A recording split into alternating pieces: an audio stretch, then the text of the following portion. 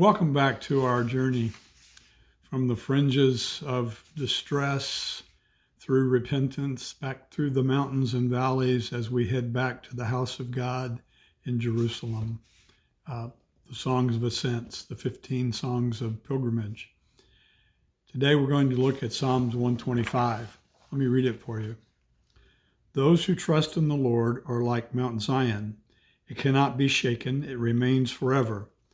The mountains surround Jerusalem, and the Lord surrounds his people both now and forever. The rod of the wicked will not remain over the land allotted to the righteous, so that the righteous will not apply their hands to injustice or violence. Do what is good, Lord, to the good, to those whose hearts are upright. But as for those who turn aside to crooked ways, may the Lord exile them with the evildoers. Peace be with Israel. This psalm, short psalm, very powerfully packed. But what's it have to do with the journey?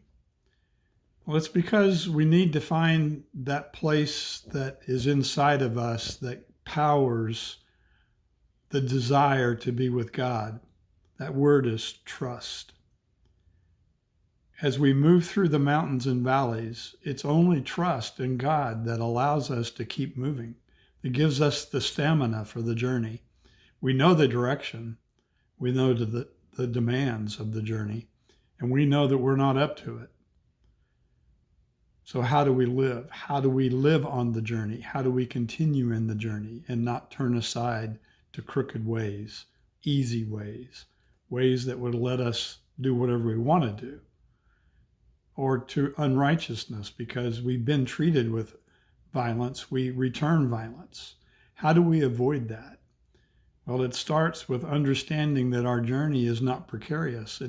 It's based in a stable connection, a relationship with God.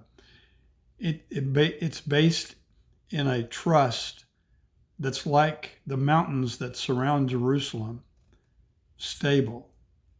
Or if we put a different psalm, Psalm 32, verse 10 says this: Many pains come to the wicked, but the one who trusts in the Lord will have faithful love, hesed, surrounding him. Surrounding him, here we go again. You see stability and surrounding and faithful love. That's what we're longing for. That's where we're headed. And the picture that he draws is the mountains that surround. Well, if you look at a topographical map of Jerusalem, you'll notice that the Temple Mount is actually the shortest mount in the area. It's surrounded by four bigger mountains, slightly higher, not humongously higher, a few hundred feet, on the north is Mount Scopus, on the east is the Mount of Olives. On the west is the western hill where Herod built his palace so he could look down on the temple. On the south is the hill of evil counsel, where Solomon's son, Rehoboam, took the bad advice and taxed the people and split the nation. All of those are slightly higher than the Temple Mount that sits in the middle, like an egg in a basket.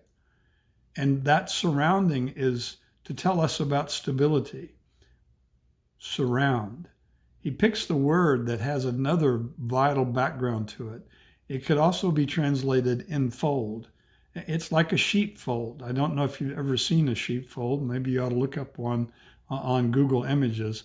But what you'll find is that in the desert places, the shepherds had found caves or nooks or crannies and had built a wall around them and then planted that with long thorns, kind of like a natural barbed wire with a single gate, so that the sheep would have protection and stability in the midst of a wild country that had animals that would eat them.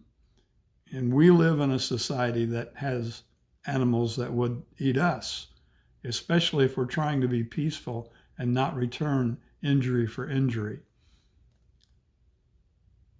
So how do you do that? How do you have that active engagement with God?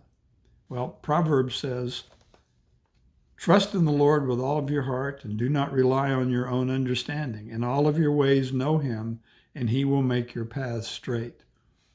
That's the journey. We're looking for straight paths, the kind of paths that get the valleys filled in and the high peaks leveled out so that we can travel on a level ground. That's what we want. That's not what life is like. That's not what we get.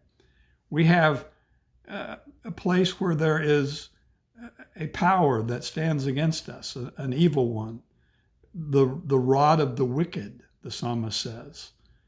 The rod of the wicked.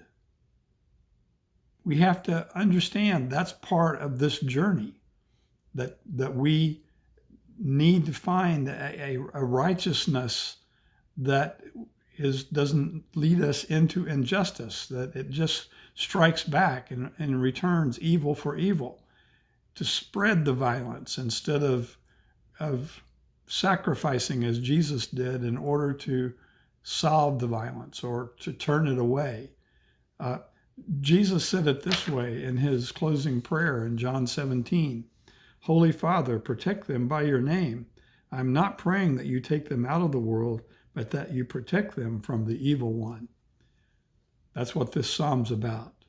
It's about having solid ground that cannot be shaken, that remains forever, in the mountains that surround the peace, the city of peace. And the psalm ends on a word of peace.